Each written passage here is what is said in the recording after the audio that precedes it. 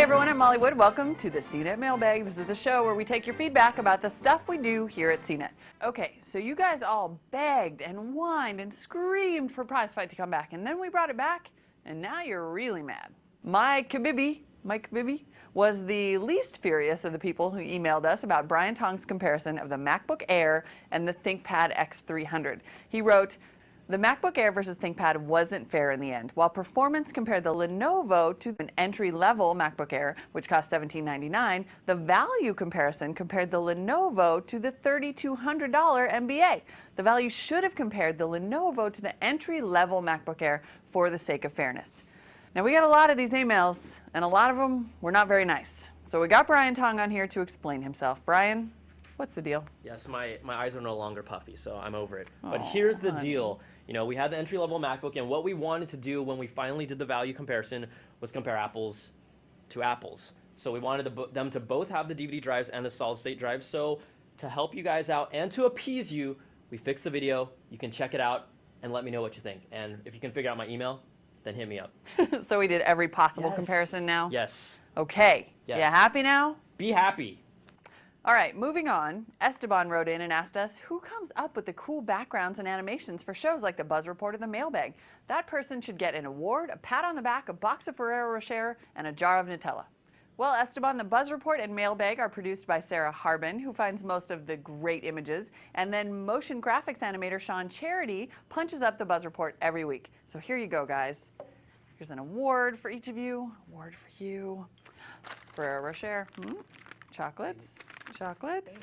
I got you guys IOUs for the Nutella because that stuff is really hard to find. There you go. There's one of those. Pat, pat, pat, pat. Thanks very much. Wow, I'd like to thank We try not to let them talk. They're really good though. Okay, now for a little globetrotting. Dutch wrote in, "Are you guys big in India? Every time I watch your show, there's some dude with an Indian-sounding name who writes in broken English. Now that I think about it, maybe tech support at Dell has too much time on their hands." Although he says, "P.S. I do love Dell products though."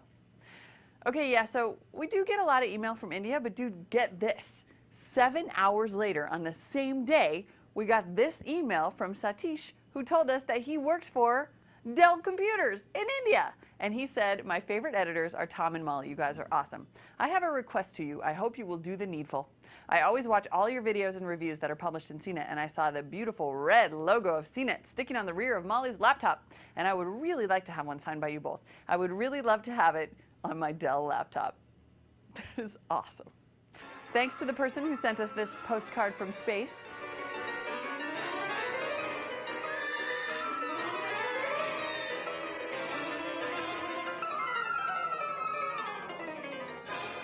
Cute. And finally, let's end with my favorite segment of them all. What is wrong with you? Gil wrote to us and said, "Hey CNET, English is the language of the USA. Stop catering to the illegal aliens and those who don't want to learn English. My parents came from Canada and didn't expect French programming just for them. Very disappointed you may gain Spanish clients but lose the majority of people who think this is wrong. Just thought you should know." Gil, what is wrong with you?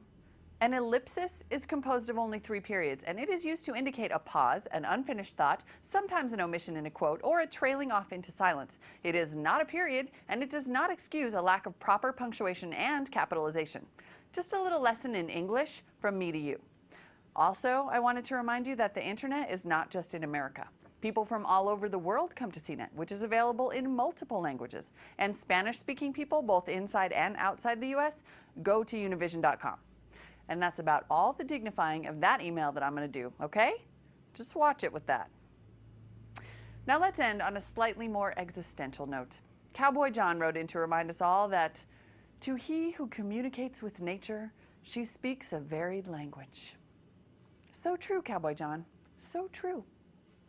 And that about does it for this week. Keep the feedback coming. Mailbag at cnet.com or send me a postcard, 235 2nd Street, San Francisco, California, 94105. See you next time.